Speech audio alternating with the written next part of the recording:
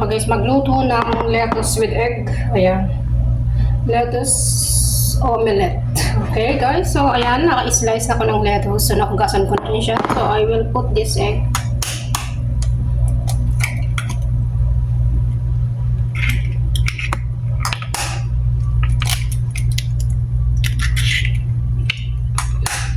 So guys, ito yung almusal namin for today. Yes. Then I will put salt. Then mix. Yeah, like this. Hindi ko alam. I don't know guys kung natagdagan ko pa ng itlog. Okay. So siguro dadagdagan pa isa. Napanood ko lang ito eh. Napanood ko lang sa YouTube. Yan, so gayahin natin. Try ko na rin ito once. So mas masarap siya. Diba? Healthy na. So hindi lang basta pritong itlog. So ngayon try naman natin sa lettuce. Para healthy. Para hindi nakakasawala ng itlog na lang. Ayan. So, ngayon, ready na. So, sinalang ko na yung kawali.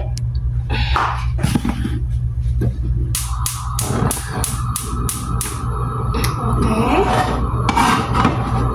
Ayan.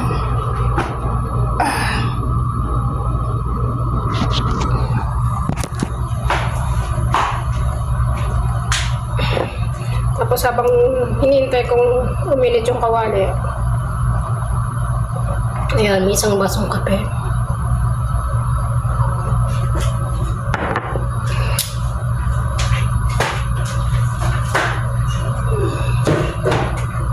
Ayan, kailangan ng magkape habang hindi pa tayo pinagkakapihan nila.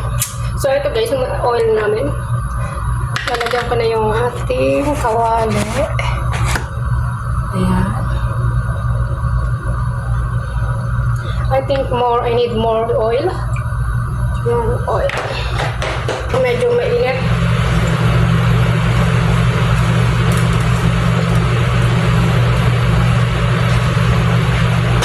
Mainit na yung ating kawali.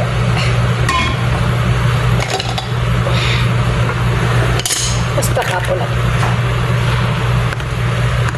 Yan. Hindi ko na siya guys lalagyan ng paminta kasi yung kasama ko hindi siya kumakain ng may paminta, hindi siya kumakain ng manghang, so asin lang yung nilagay ko. Pero kung gusto nyo guys lagyan ng paminta, it's up to you. Gusto nyo pang lagyan ng chili, it's up to you guys. Depende naman yan sa panlasa nyo guys, kasi dito sa amin kung lalagyan ko siya ng paminta, pero walang kami kakain, itatlo kami dito guys, so kailangan din natin isipin yung kasama natin, di ba?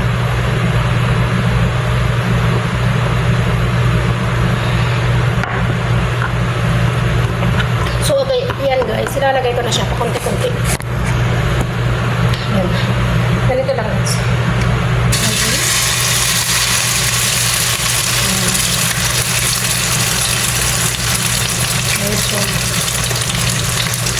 Okay. Ganyan na siya guys. Hinaan natin yung apoy kasi hindi natin gustong masunog. Aray ko, hindi natin gustong masunog siya. Tumatalsik na siya guys. Ayan.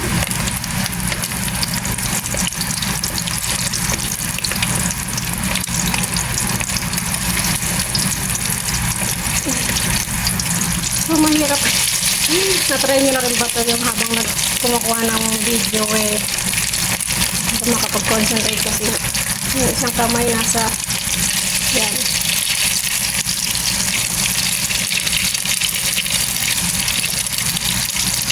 Hirap na hirap eh.